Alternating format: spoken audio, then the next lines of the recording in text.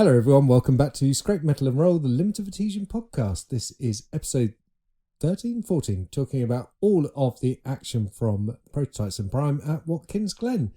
Joining me are two of the drivers who were in action, as Joao is sadly unavailable. We thought he was going to be here, but never mind. So first up then, it's brand new to the league for this round, Aaron Knight. How you doing, Aaron? I'm doing well, thank you. You? Yeah, good, thank you, man. Yeah, good to have you aboard. And next up then, he's been hard at work creating lots and lots of videos for us, and he's in an epic title fight in Prototypes LMP2. Stephen Maxwell. How you doing, Stephen? Doing pretty well. Excellent stuff. Yeah, and reigning champion as well, I should hasten to add as well. So looking to make it 2 from 2. Yeah. How are you feeling about that at the moment? Optimistic, or as we head towards the final round? I did a bit of practice around Suzuka. I'm having issues keeping it on track, but that was only one practice session. But with all that said, I think David is probably going to be looking at a drive-through, I think, based off of the penalties from Watkins. So that's going to be helpful because I think I just need to finish ahead of him or within one position of him, and I can hold it. So. Wow, that's agonising for him then. Yeah.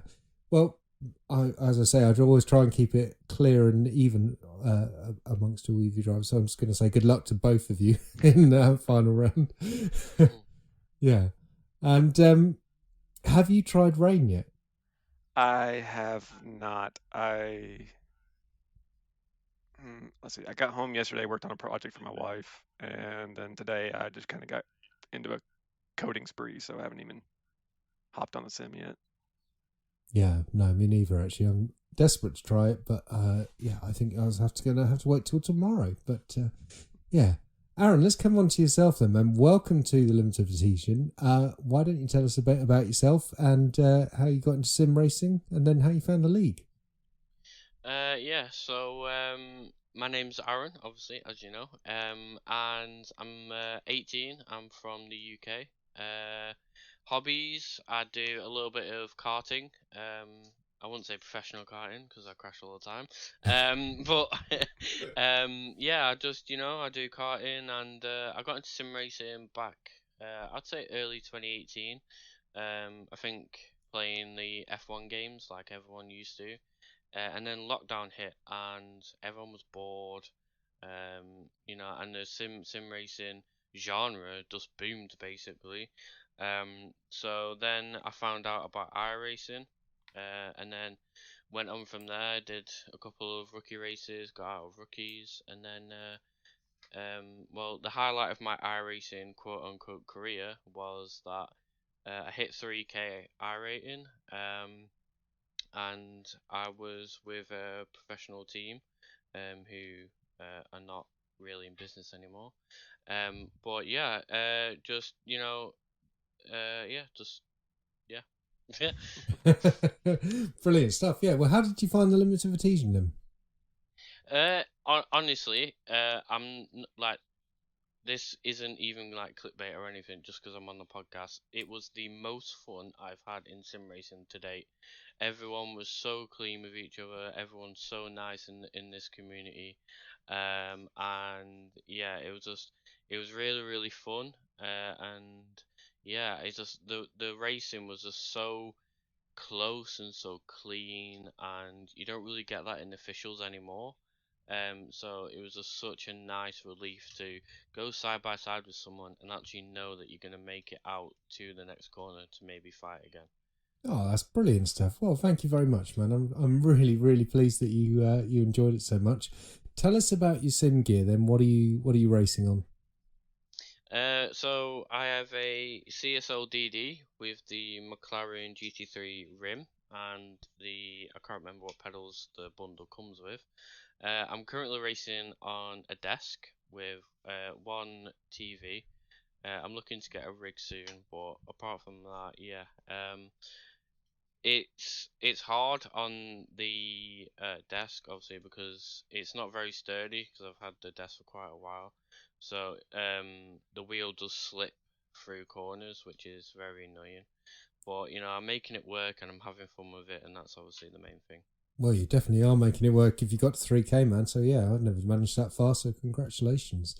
And yeah, the CSL DD and the McLaren Rim, a very, very popular combo in the LOA. There was quite a few drivers who appeared on the podcast who are rocking that setup. So yeah, you're in very good company.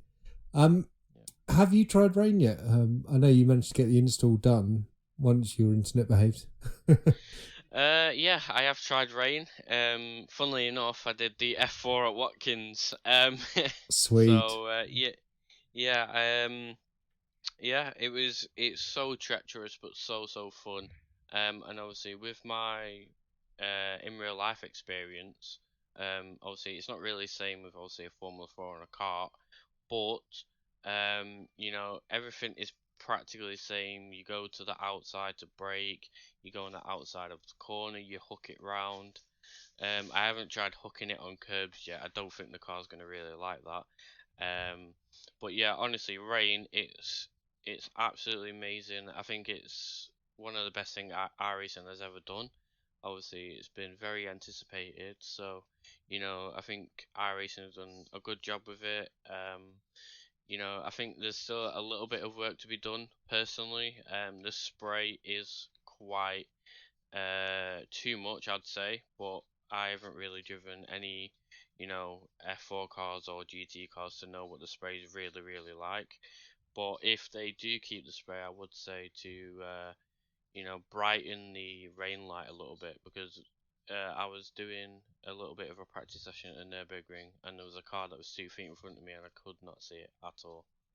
Wow. Yeah, that's sounds quite scary actually. I did see a few comments on Reddit about rain lights being a bit dim. Yeah, so it sounds like you've had the similar experience. You mentioned real life racing and stuff, and you says you do Rotax karting. Perhaps you'd like to tell us what the difference is between a Rotax kart and different one. Is it the 4-stroke rather than 2-stroke? Is it? Or the other way around? So basically, yeah, there is 4-stroke and 2-stroke classes, but there's also different categories within 2-stroke. So you have a Rotax and primarily an X30. You also have a KZ kart, which is super expensive and has got gears. But the Rotax and the X30 run on just a single gear. You don't need a gear shifter or a clutch. And it's an electric start, so you don't need to bump start it or anything like that. And with X30, the rebuild times on the engines is quite low, so you have to rebuild it quite a lot, which obviously adds up. So we went with Rotax just because the fact that it's really easy to maintain. You can run 50 hours on the engine, and it might blow up, but you know, you can run 50 hours on an engine. So yeah, Rotax is just a really reliable, and I would say in terms of motorsport, really cheap to get into. To the average person or the average family, it is quite expensive. But once you buy all the gear and buy the engine, buy the chassis and whatnot, I would say the maintenance costs are quite cheap, if you don't crash and spin and all that other stuff like I do. Well, I had to set up a race with you and Dan Shaw then, because he's starting his first season this season, I believe, as well. So yeah, it'd be quite fun to get you guys racing together. I mean, maybe you should come up to the Lake District when we're doing a lakes weekender in, I think it's in August or something. Yeah, check the channel on the Discord. But yeah, there's a bit of karting going on that weekend and a lot of drinking. So I mean, you're 18, so you're probably not into drinking and stuff. Not like I was at 18. Booze hound. Yeah. Well, let's talk about Watkins Glen then, and we'll start with the prototypes, obviously, because that was the first race of the evening. Aaron, how was your first race and an experience in the LOA? It was a very good experience. And yeah, I qualified. I think it was second, or it might have been third. I'm pretty sure it was second. And Stephen was actually in front of me, and I think I dropped a place on the start, but I got it back midway through the race. but honest to God, I was pushing so hard, and I just could not catch Stephen. He was super quick, super consistent. We were practically both doing the same lap times. So yeah, it was just a really fun experience. I mean, I think I only joined the league about 10 minutes before the prototypes actually started, so I don't really know anyone except from I don't know his real, wait, what's his real, Dan? I think that's his name. Yeah, Dan. Um, but yeah, I don't really know anyone. But everyone was super friendly, and yeah, it was just such an enjoyable experience with the racing. And like I said before, it's just a really great league. Brilliant stuff. Yeah, thanks, man. And Stephen, how was your race then? Obviously the win for the Heat 1, so, and the fastest lap and pole. So yeah, pretty storming drive really. Yeah, I'd say it was a pretty lucky day for me all around. I wasn't expecting to get pole because look at my stats, I don't get it very often. I'm more of a racer and less of a qualifier. But getting pole, I think, was lucky stroke number one, because obviously being able to control the launch has a ton of advantage, and considering corner one at Watkins, being able not to go side by side with someone gives you a huge leap advantage. Yeah. So it was I was able to get a jump on, I guess it was Aaron, and so Aaron had to go side by side with David through turn one, where I was able to just get normal apex, normal run, and I think that alone netted me maybe about second and a half, somewhere around a second to a second and a half down the straight of Delta. So escaping the draft that early was just huge. Yeah. At that point, it was just a matter of keeping it clean, keeping it consistent, not giving Aaron or David any reason or ability to get huge chunks of gain back. So and I think I did it pretty well, and with Aaron and David probably duking it out a little bit behind me, that just kind of added to it. So yeah, lucky stroke number two was Aaron showing up. Yeah, great stuff. So yeah, and as you say, it does help having a driver sort of slotting themselves in between you and your title rival. So definitely a lucky stroke for yourself there. Is Watkins a track you particularly like? I would say it is probably, I have to honestly call it my number one track. I mean, I love Suzuka, so it's a close second. But Watkins is one of those that I've run so many different cars and configurations around, and probably the most number of laps that I've got out of any other track. So yeah, I enjoy it. LMP2 is just one of those cars I've drove for almost a year straight without it really driving much of anything else. So you take that, a track that I know extremely well and a car that I know extremely well, and it's not too difficult to extract some pace out of it. Yeah, for sure. Yeah. So, yeah, the Heat 1 result then, it's yourself winning from Aaron and David in third, and then Pavel Kuzmarek was in fourth, and then fifth place was the first of the LMP3s, which was Tour, and Joao Tome, who is going to be joining us in a second. He's running a bit late, but he's said he's going to be joining us, so it'd be good to hear from him. Yeah, it was Joao, and then Mark Innes rounding out the podium for the LMP3s, and then Mark Brown, Russell, Rich, and then myself. And I'm really cross with myself because Russell dropped it at, is it Toe, I think it is, after the little back straight. And Russell dropped it there, so I'd already gone past Mark and Rich, so I was up to P4. And I dropped it on the last lap, so I came home P7. A bit frustrating. Yeah, and then down the back, Dan LaHaye, Gavin Kelly and Don Parker all having incidents. Don was sat on the outside of heel, wasn't he, for most of the race, watching people drive by? Oh yeah, that was. I'm just glad there wasn't constant yellow flag call-outs for that, because that would have driven me nuts around that corner. Yes, yeah, I was a little bit like, should you be doing that? But yeah, the fact there wasn't a yellow flag call made it okay, I believe. But yeah, let's talk about the feature race then. And You got the double, man. So how was it? Because you were obviously coming past a few LMP threes as well. I don't think I can tell you how many different instances I got lucky on the start there. Um, I ended up having to cut to the middle because of an LMP3. Obviously, the acceleration difference between us kind of forces that. Um, and ended up with a contact with Aaron on my right rear.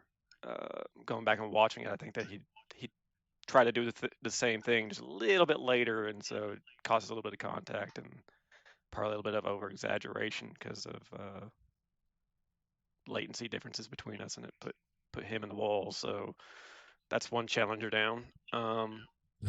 And then going through turn one, I was trying to be considerate of the LMP3s because I don't want to hit any of them.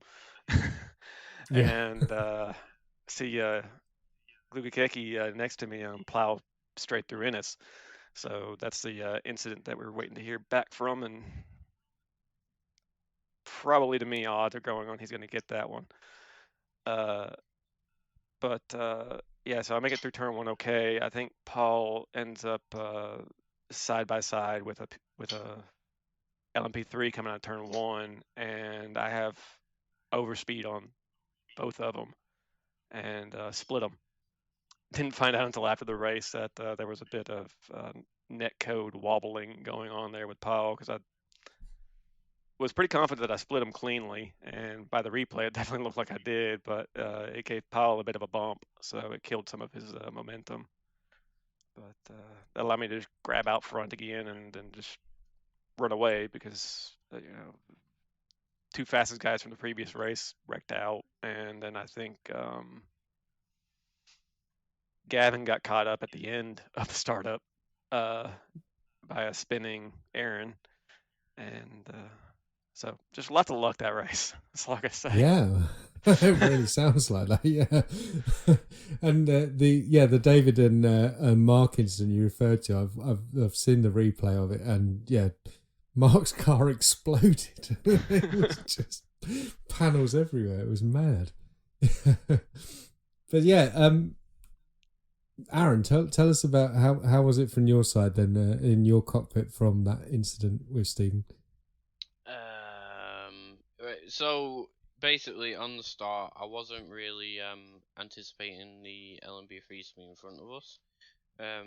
So yeah, I'll just basically in my head at that moment, I was like, okay, I've got to get past these LMP3 as quick as possible. So on the start, my spotter didn't say that Stephen was on the left. Left. So I just went straight over, and I think, well, even without netcode, I was going to hit him anyway.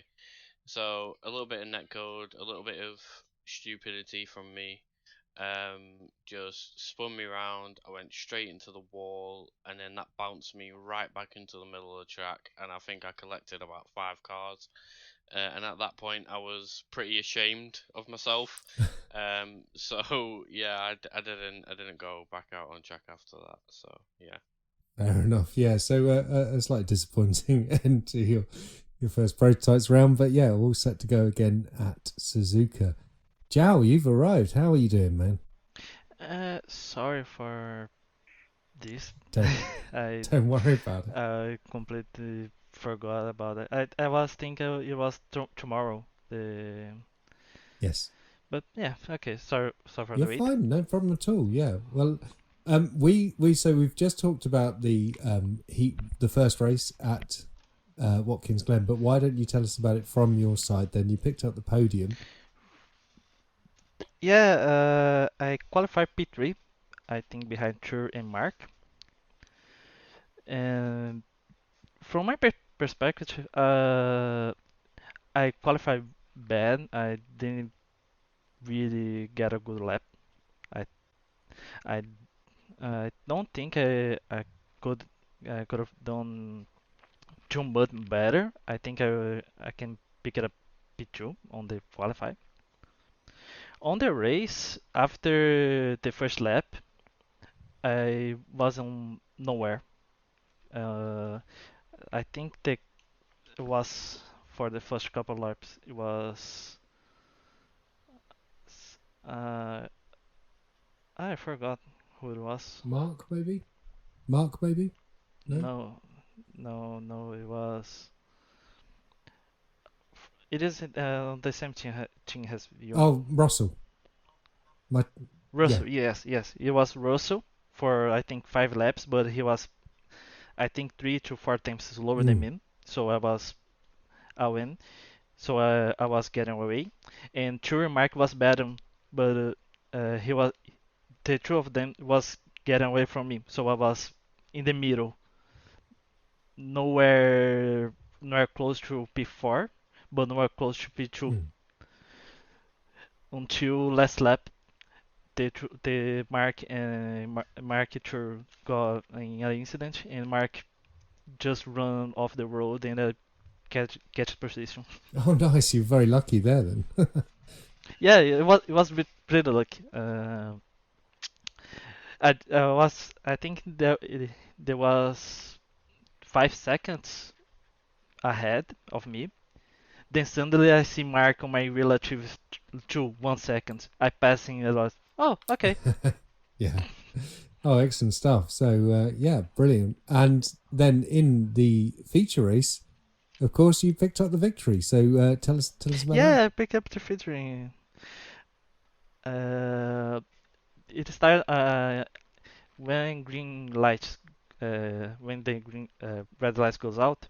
I pick up a really good launch. I was before, I think, when it started, but until the final straight before turn one, I was already P1, but and I was on the inside. After the uh, uh, turn one incident from the LMP2 guys, I got get inside of the run, exit, and I see my relative. I was 3 seconds ahead of everybody. I was okay. Something happened. Yeah. I need to cool down. I need to calm. I am P1. Two will catch me. Two will catch me. But I need to calm down and just put the laps. And is that what I did? You did a brilliant job, man. Yeah. I mean, I was following you for a long time, but yeah, those crucial seconds back, like you say, and I just couldn't get near. Yeah, I was so focused on the line, trying to be so consistent that I didn't see who was behind. I just see Venture got P2. I see his name pop up on my relative. I say, okay, I need to focus more. It's scary when you've got him behind you, isn't it? Yeah, it is it's super scary. He was like 1 second faster than me for the whole race almost. Well, not in terms of Don't know how. fastest laps. No, I mean you did a 39.7, he did a 39.6, and I did a 39.6. Yeah. I was Oh, that's absolutely delighted to sneak the fastest lap from him on the final lap. I tried to do the fast lap on final lap, but I think I got too wide on turn one and got off track. Oh, right, yeah. Yeah, very easy to do though, wasn't it? Yeah. I was so focused on trying to not make a mistake and lose the P1. Yes, yeah. Well, and that's your first victory, isn't it, in the LOA? Yeah, my first victory from the LOL. Brilliant, congratulations! Yeah, it's been a real season of that actually. With Mark Innes picking up his first one at Long Beach, and then yourself this round. Yeah, there's been brilliant stuff, and obviously David as well. His first victory came this season as well. So although he's then had quite a few of them. Yeah, it is my first season of LOA. Yes.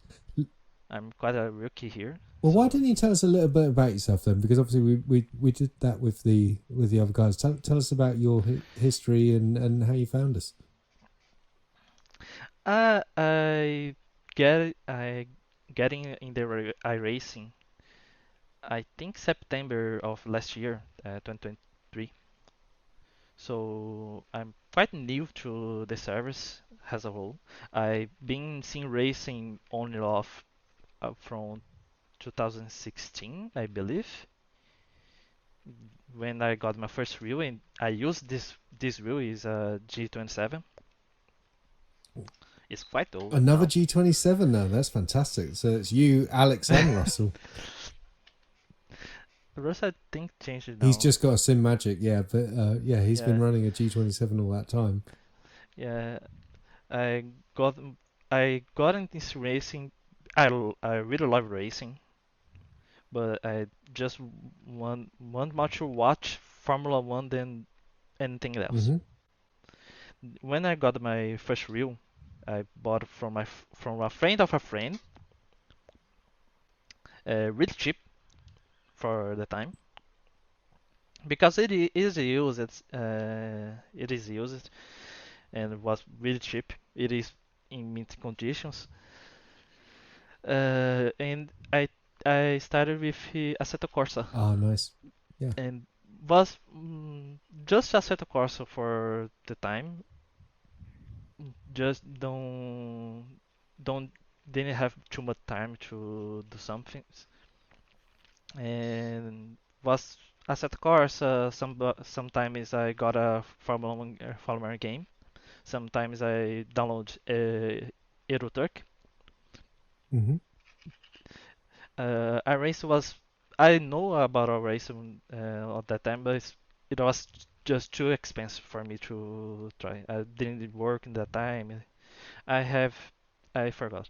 I am just 23 years old now.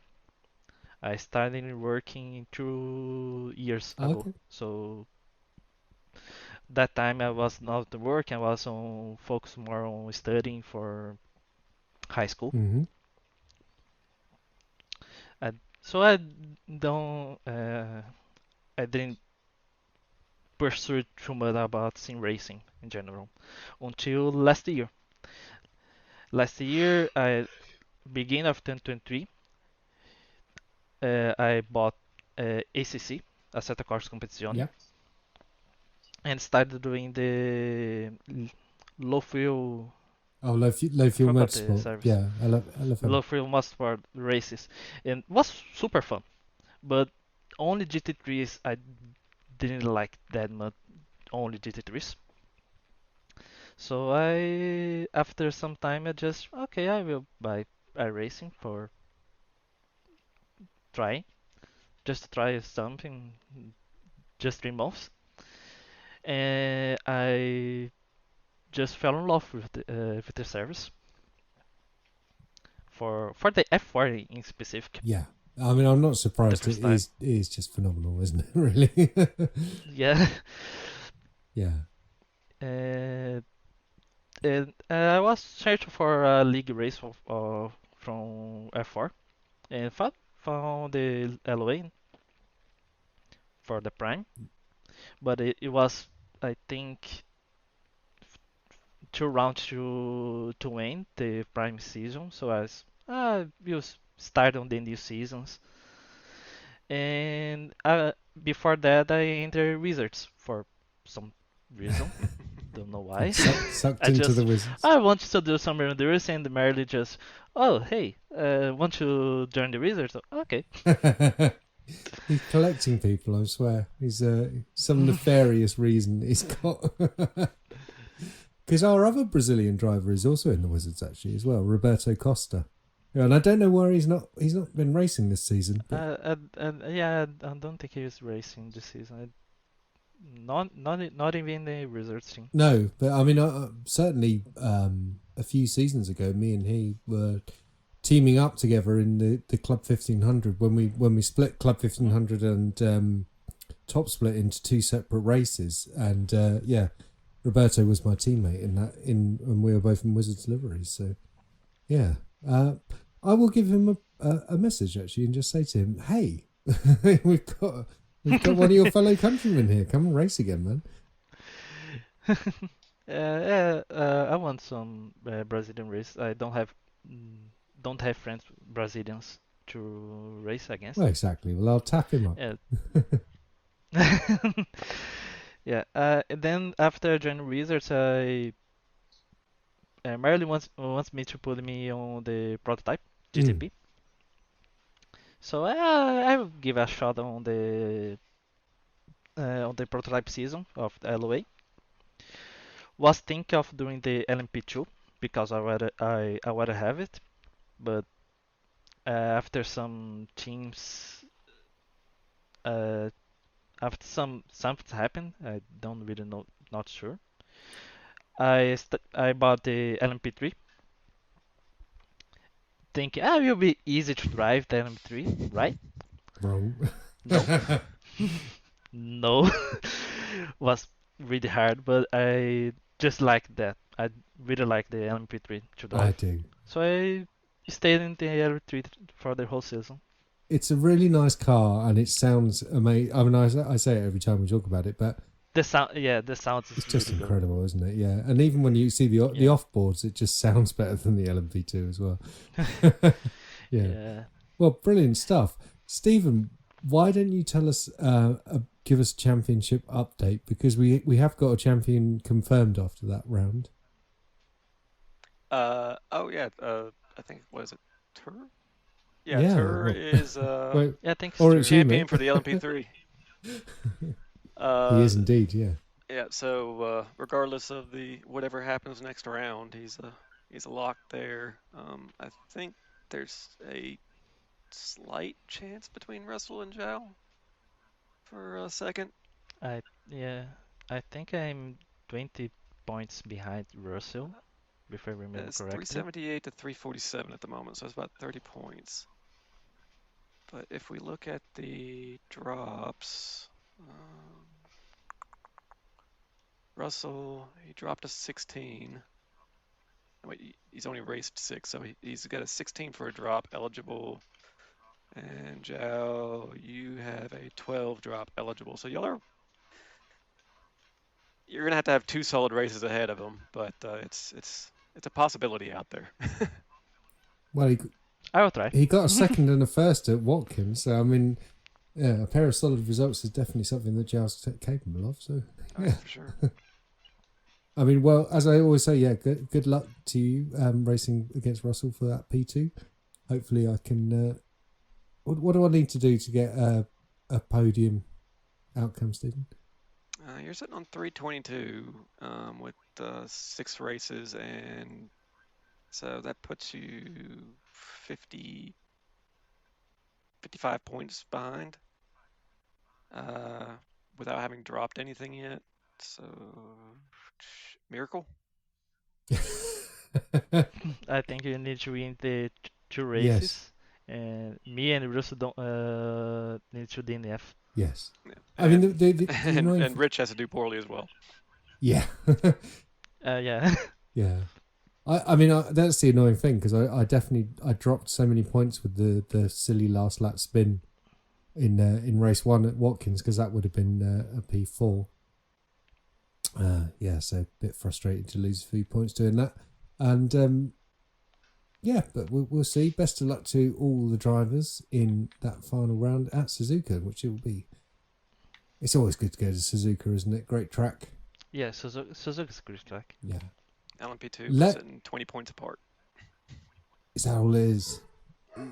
Well, yeah, Between, I can't wait and to see. Glubikeki, so. Yeah, I was going to say it's you and David. Yeah. Well, it'll be interesting to see who ends up on my my Champions Edition podcast in a couple of weeks' time. So yeah, let's wait and see. Let's talk about Prime then, and it's always fun to chuck an F4 around a track, and Watkins Glen really lent itself to some fabulous racing of the F4 car. So yeah, Aaron, tell us about your first F4 experience with us. Actually, I just saw P18 then, so a collision? Yeah, so basically, I think it was actually me and Jal that came together. He had a car in front of him. That car broke early, so then he broke early. So unfortunately, I saw that as an opportunity. I went up the inside, and then that door closed very quickly, quicker than I thought. So then I spun. I think there was a little bit of latency issues because I actually went inside his car and then my rear wheel popped off, and I think it was my rear wing that popped off as well, came off. So I couldn't even I couldn't even drive it back to the pits after that. So yeah, it was an unfortunate DNF there, but you know, I had up to that point I had so much fun. I it seems to be a common theme with me, but I literally bought the F4 car 5 minutes before the race started. I had no laps in it whatsoever, so I literally joined the session, did a couple laps of practice, and then did qualifying. Qualifying I think it went quite bad actually, but I gained quite a few spots in the race because I do seem to have a lot more race pace than I do quali pace. Um, so I gained a few spots in the race, and then unfortunately that incident just ended my race there and then. So yeah, it was unfortunate, but like I said, it was so much fun. Just I didn't realize how much fun the F4 car would be, and I love Watkins as well. So yeah, throwing it around there is just an absolute dream. Yeah, the F4 car, I think it's probably one of the best cars on the service. So yeah, I'm not surprised to hear the love for it going on here. Did you learn any of Joao's setup secrets while you were inside his car? I did not know. It's a joke. I wish I. No, I didn't, unfortunately. So many settings to walk away with. Yeah, brake bias. Joao, tell us about the incident from your side, man. From my side, I think it was lap 4 or 5. So in the middle of the race, and the guy in front brake a little early than I expected. So I braked early again, as the Aaron said, and Aaron was like 4 times behind me when entered the brake zone. I don't remember. I turned in for the corner, then suddenly there is a green car on my right. It is green. It was green, right, Aaron? Yeah, it was green. Yeah. So okay, I that. After he entered my car, I think because of my ping, I was 200 ping on that race. Brazil Brazil internet. I didn't have the left. I think it was the left rear wheel, so I didn't have power. I needed just needed to. I I would say I was pretty furious after that. And after the guy I was chasing, I was faster than the guy I was chasing. Finished I think before on the race. Yeah. So if I stay behind him, I will probably finish P5. I was pretty sad about that, but I see that Aaron just didn't focus, didn't see in time to where everybody break, and it is an honest mistake. Yeah, that seems to make sense. Yeah, things happen. He apologized after the race. Always good to see that happening. So well done, mate. Pat on the back. Yeah. Yeah, it was pretty fun the first race until then. It was fun, wasn't it? Stephen, you must have had an incident because you ended up behind me and I started from the pits. Yeah, not so much luck in the. I spent all my luck in the prototype race, so it evaporated here. That being said, I didn't put any practice into this car on this track combination, but was relying on my familiarity with it, which actually did help me discover that I was braking way too late in this car. It's using the same braking points as the prototype all season. So I had probably one of my best qualifyings, I think, this season for this race.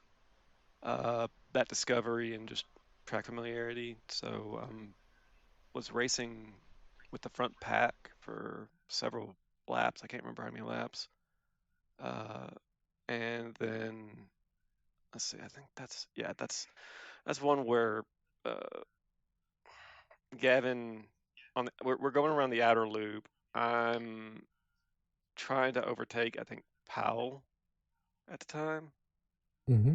And so because I'm on the outside, it leaves a big gap on the inside, and I'm losing distance to Powell as a result. I'm relying basically on all the power to close that gap as we approach the exit of the corner. But Gavin gets up underneath and doesn't hold to the curb as much as I would have expected. And so we kind of get a front rear tangle going on there, and actually spins three of us out. Nightmare. Yeah, so that I think that happened before the midpoint of the race. So that was really unfortunate. Yeah, and then obviously, well, you came home P11, so I came home 9th. Just had a great fight with Chris Forrester. We came up through the field together, both from the pit lane starts, and I was ahead of him for most of the race, and then he passed me, I think, on the final lap or second final lap, and that was enough for him to bag that all-important reverse grid pole. So congratulations, Chris, because we both really, really enjoyed that race together, and it was great fun just driving through the field and working together. We're trying to. We were trying to work together, but we just ended up racing each other a lot. So, as you do. So, and then just looking at the feature race as well, because we are getting a little late on time. It's my teammate Russell Bright who won the feature race ahead of James Pepper. So, congratulations, James, on another great result there. P2, Simon Geimer on the podium in that one. So, congratulations to him. Joao, you got a great result in P4. Gavin Kelly, Carlos Navarro, Chris Forrester, and then Aaron 10th place. So that's a nice result, mate. Nice haul of points for yourself. I was 12th after spinning out from second place. Agonising for me with that tricky off camber, the third to last corner. Stephen, you're down in 14th. So yeah, another instant packed race for yourself, it looks like. Well, so it was another one that I was racing up towards the front, and all of myself and Murphy, maybe Dom, I'm not sure, we're all in the same exact pile up. And to be honest, Pepper was in there too. So surprised to see that he got second and escaped that one scot-free. I mean, Alex was saying to me that James looked like he dropped it, corrected, and somehow got away with it. But I think it was right at the same point that I dropped it, and plenty of people hit me because they had nowhere to go, such as Dom. So big apologies to Dom because he was crashed out from what was an amazing battle for second place going on between me, him, James. So it was really exciting, and you must have been just behind that as well. So a bit unfortunate. But why don't you talk to us quickly about the championship? Because obviously, again, the championship was decided with Alex wrapping it up at Watkins. Yeah, I'll bring that one up. So Alex Murphy sits on top with 470 points ahead of his closest contender at 301. So he's got a 169-point lead. Yeah, he's done the job, hasn't he? Yeah. That's the end of it. Rob and Gavin looks like they can. Rob's got a full slew of points available to him because he's only done 5 races. Gavin's got a drop left. So he's got fewer points to earn. So that one's going to be interesting to see how it turns out between Gavin and Rob. But if Rob drives like he was driving most of the season, I have to give the edge to him. Yeah, I think so. Tur is in 4th with 230 points. So I think he needs two really solid races and some fortune between Gavin and Rob to jump them. So, and then that brings us to Russell Bright sitting in 5th, and I think he's too far out to grab a podium. Yeah, I think so. Tell us about Club 1500. Club 1500, that one is still relatively close. Right now we've got Rich Meesters and Philip Miles sitting P1, P2.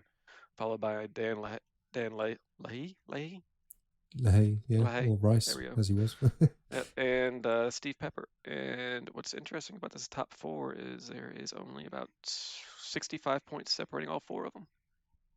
Amazing stuff, yeah. Although I don't know if Steve can make the next race, so yeah, unfortunate for him. I think he's stuck. But the other 3, yeah, it's going to be an exciting battle between them. Oh, yeah. So. Philip's got a full 103 point available to him, whereas Philip, his lowest score is a 61, so he's only got, 43 points available or so. Oh, blimey. Yeah, so he needs to finish ahead of, I think he needs to keep it ahead or really, really close with Rich needs to keep it really close with Philip in order to yeah, keep it together. So. Cool stuff. Well, we've got one final round of prototypes and Prime remaining then, and that will be at Suzuka. And make sure you pack your cagoule for Prime, because word is on the street, it could be a bit damp. Oh boy! But not in LMP, not in prototypes, because the LMP3s do not have rain tyres, so they're not rain set up. But yeah, it's just the LMP2s. So yeah, and I don't really fancy splashing around on slick tyres in my LMP3. So you can have a dry race for that. From my point of view, with how close the championship is, throwing rain in there is just kind of would it be a mean thing, anyways? Yeah, I think it would be. Yeah. Right. Well, it is getting quite late, and Aaron, you did mention you've got to be up in the morning, and we have gone to the longest podcast yet. So I'm going to say a massive thank you to Stephen Maxwell, to Aaron Knight, and to Joao Tome for joining me on this episode of the podcast. And it's time to say goodbye. So goodbye, guys. Bye, Gareth. Bye, guys. Bye. Bye. Cheers, guys. We'll see you next time.